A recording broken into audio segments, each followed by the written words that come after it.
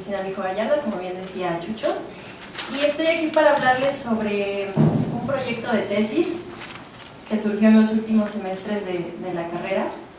Mi proyecto de tesis se titula Preferencias y actitudes de los alumnos de la ley hacia algunas variantes del inglés. Y bueno, vamos a ir brevemente a una pequeña introducción sobre la importancia del inglés en el mundo. Obviamente todos estamos conscientes de que el inglés es una lengua sumamente importante hoy en día, si no, bueno, no estaríamos aquí. Y bueno, sabemos que existen diferentes factores que están ligados a la globalización hoy en día que han colocado esa lengua como un idioma de uso mundial. Primero están los factores económicos, políticos y, bueno, importantes también los medios de comunicación.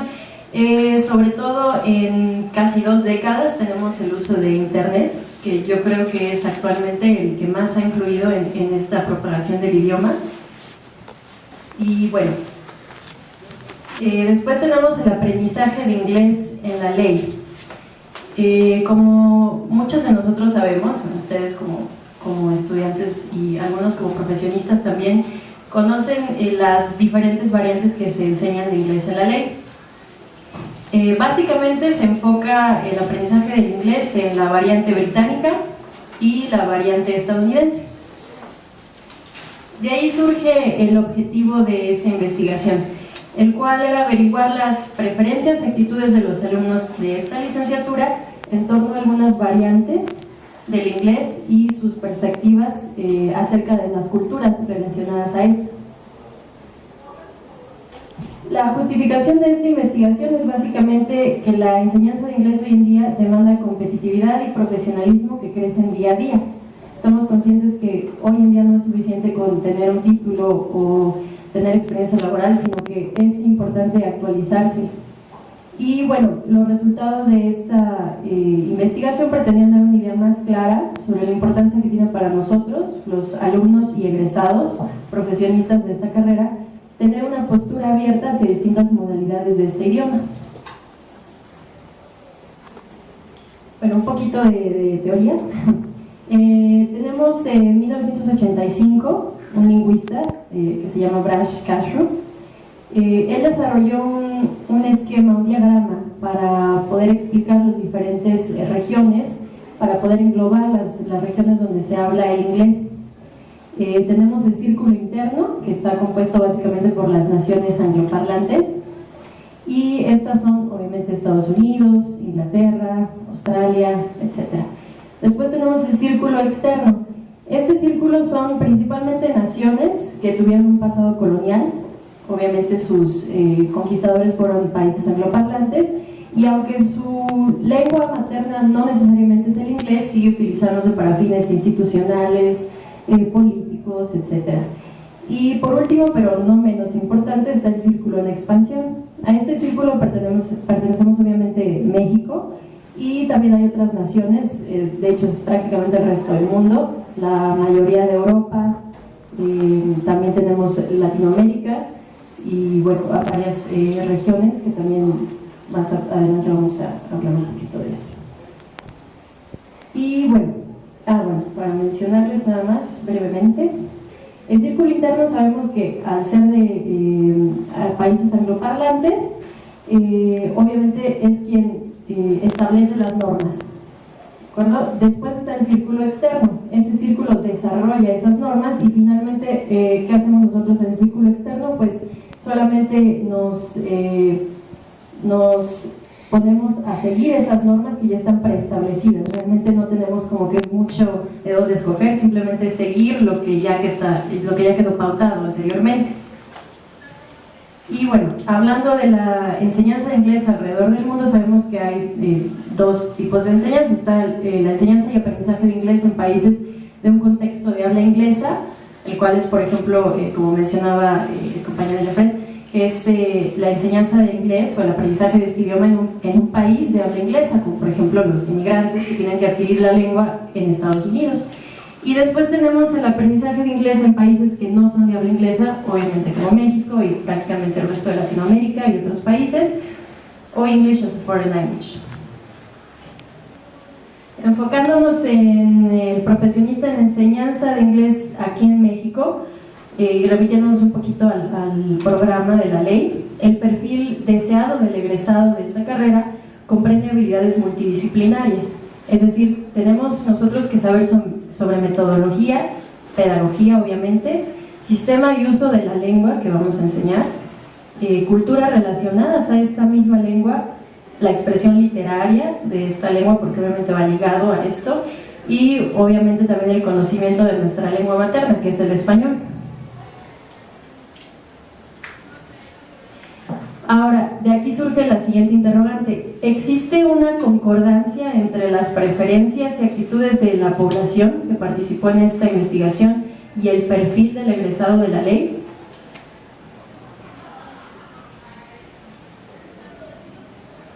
En cuanto a la enseñanza de inglés, sabemos que además de las variantes en cuanto a la enseñanza y el aprendizaje que mencionamos anteriormente, está también las categorías a las cuales pertenecemos como maestros de inglés. Y primero están los NESTs o Native English Teachers, obviamente ellos son maestros cuya lengua materna es este idioma, y los no-NESTs, o sea nosotros, que bueno, hablamos otra lengua, en este caso el español, ¿no? En mi opinión personal siempre ha existido el debate de quién es mejor que quién. Creo que nos enfocamos mucho en no, bueno, yo tengo que seguir la pauta que marca el Native English Teacher porque es lo que yo aprendí, lo que me enseñaron y es el debe de ser, ¿no? Pero muy pocas veces nos detenemos a pensar en cuáles son los pros, cuáles son las ventajas de ser un non-Native English Teacher, ¿no? Y creo que eso es muy importante que estemos conscientes como profesionistas o futuros profesionistas de la enseñanza de este idioma. Ya sea que uno pertenezca a una u otra categoría, estas actitudes que nosotros tengamos hacia la lengua que enseñamos pueden suscitar en nosotros emociones y reacciones muy diversas. También estas actitudes van de la mano con las preferencias hacia las lenguas. Una preferencia, como sabemos, es considerar a algo o a alguien antes o en primer lugar que a otra cosa o persona. Y bueno, enfocándonos un poquito en este tema, en la lingüística, es mostrar una clara inclinación hacia una variante de este idioma por encima de otras variantes. ¿Cuál es la percepción de nosotros como círculo en expansión? Y bueno, hay que decirlo de la manera más realista posible, ¿no? Nosotros vemos el inglés como obviamente una lengua extranjera, por lo tanto esta no nos pertenece, somos como un grupo que ve desde afuera a los usuarios de esta lengua, que son los hablantes nativos, y por ende lo correcto es seguir la pauta o la norma preestablecida por ellos, es decir, no nos vemos de manera instantánea como usuarios dignos de la lengua, sino simplemente como alguien que sigue una norma, alguien que camina un camino que ya fue preestablecido, ¿no? Y bueno, esto obviamente desemboca en estereotipos hacia variantes y sus culturas, claro está. ¿Qué es un estereotipo? Pues una generalización y comúnmente son erróneas sobre cómo es la gente que pertenece a algún grupo, ¿no? Perdón, está un poquito sedienta. Y bueno, ahora vamos a hablar un poquito del estudio en sí. La metodología que se utilizó, pues se las voy a describir un poquito. Primero, un tipo de estudio. ¿Qué estudio se realizó? Bueno, fue cualitativo porque manejamos variables y atributos que no se pueden cuantificar. También tuvo su parte cuantitativa para aquellos que les gustan los números y se utilizaron cuestionarios y una técnica de match guides que más adelante les voy a platicar un poquito de qué se trató. Y finalmente fue exploratorio porque se desconocía qué se iba a encontrar en el estudio, ¿no? Y eso es como que lo bonito de este estudio. Y finalmente, pues, saber si existía una diferencia significativa entre la población que participó en el estudio, la cual consistió de alumnos del primer semestre de esta carrera, es decir, recién llegaditos, y los alumnos de tercer semestre que ya llevaban un ratito estudiando la carrera, ¿no? Ahora, enfocándonos en la población, consistió en un total de 60 estudiantes, realmente fue una muestra, también porque la población en general de ahí está creciendo, pero no es realmente tan grande como nos gustaría a veces. Y después, en cuanto al primer semestre, fueron 32 alumnos que participaron, y en el tercer semestre 28 alumnos. Bueno, ahora los instrumentos. El Match-K es el que les hablaba. Consistió en una grabación, bueno, realmente fueron 5 en total, de un mismo texto leído por diferentes hablantes. Cada hablante, obviamente, con su acento correspondiente. 3 hablantes fueron nativos, uno de Australia, otro de Inglaterra y otro más de Estados Unidos, y 2 hablantes que eran no nativos, México, por supuesto, y la India. ¿Cuáles eran los atributos a evaluar por parte de los sujetos que participaron? Pues estaban atributos como atractivo, seguridad en sí mismo, inteligencia, ambición, nivel cultural, confiabilidad, amabilidad, liderazgo, y por último la pregunta abierta, que consistía en saber a qué nacionalidad pertenecía cada hablante, únicamente escuchando la grabación una vez. Y bueno, el cuestionario principalmente pretendía averiguar las preferencias en cuanto a qué variante yo escojo aprender o me gustaría más aprender y enseñar, y las razones que los sujetos dieron, y la variante que consideran que cuenta con mayor prestigio en México, y también por qué.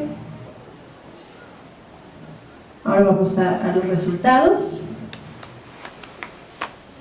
En esta gráfica se puede apreciar la importancia de atributos que los alumnos le asignaron a cada rasgo de personalidad. En primer lugar está la seguridad en sí mismo, la amabilidad, la sinceridad, etcétera, va en orden descendente. Y los puntajes de cada hablante por atributo demuestran que, mostraron en ese momento que en 8 de 11 categorías el hablante británico obtuvo el puntaje más alto. Estas fueron las categorías: seguridad en sí mismo, sinceridad, inteligencia, confiabilidad, nivel de cultura, liderazgo, atractivo y nivel de ambición. ¿Esto qué es lo que nos enseña? Que las características a las cuales los sujetos le otorgaron mayor valor fueron también en las que ganó el hablante británico.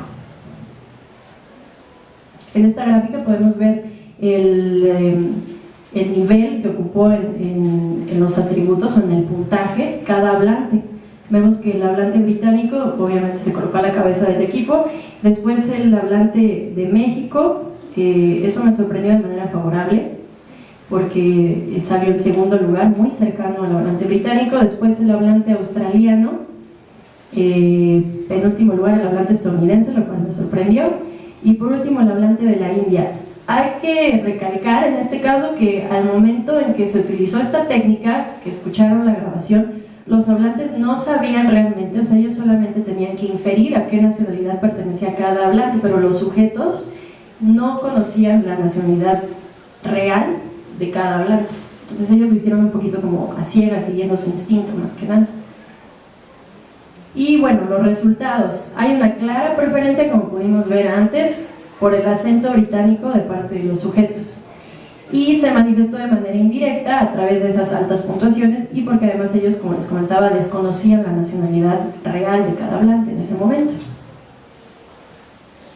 En cuanto al cuestionario, las preferencias para aprender por cada variante está el inglés británico, nuevamente en primer lugar, el inglés estadounidense está en segundo lugar, pero realmente la diferencia es muy grande comparada con el británico.